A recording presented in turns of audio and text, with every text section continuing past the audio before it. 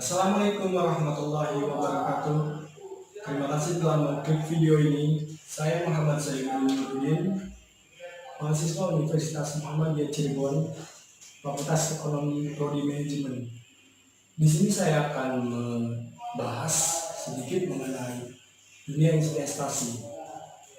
Yang pertama, saya akan menyebutkan beberapa istilah-istilah dalam investasi. Yang pertama, deposit atau penyetoran dana yang dilakukan oleh investor. Yang kedua adalah investor itu apa? Investor itu orang atau perusahaan yang menanamkan modalnya. Yang ketiga, capital gain. Capital gain merupakan keuntungan yang didapat dari selisih harga saham. Sementara yang keempat itu adalah capital loss. Capital loss adalah kerugian yang didapat karena selisih harga saham. Dan yang kelima adalah dividen atau pembagian keuntungan kepada pemegang saham berdasarkan banyaknya saham yang dimiliki.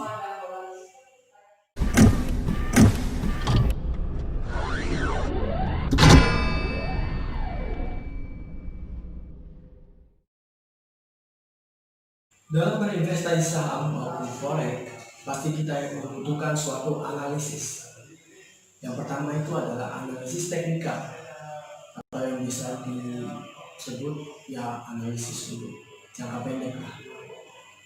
Analisis ini dipakai untuk memprediksi kemana harga akan bergerak atau menjadikan suatu tren.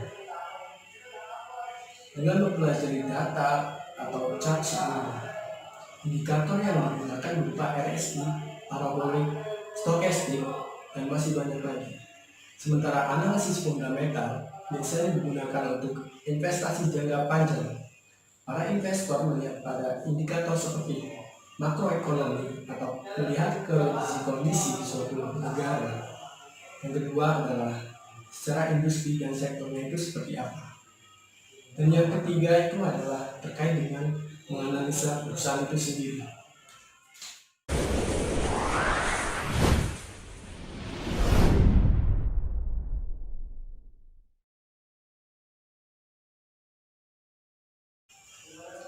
Selanjutnya saya akan membahas mengenai pergerakan indeks harga saham gabungan atau yang bisa disebut IHSG.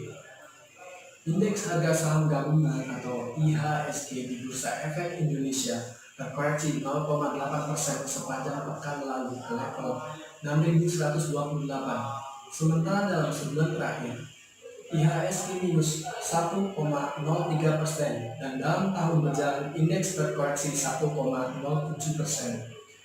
Banyak sentimen yang mewarnai perdagangan pasar saham pada pekan lalu, baik global maupun lokal.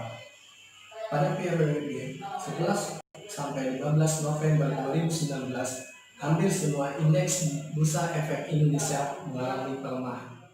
Pada perdagangan 18 sampai 22 November 2019, analisis memprediksi indeks harga saham akan menguat seiring dengan sentimen positif.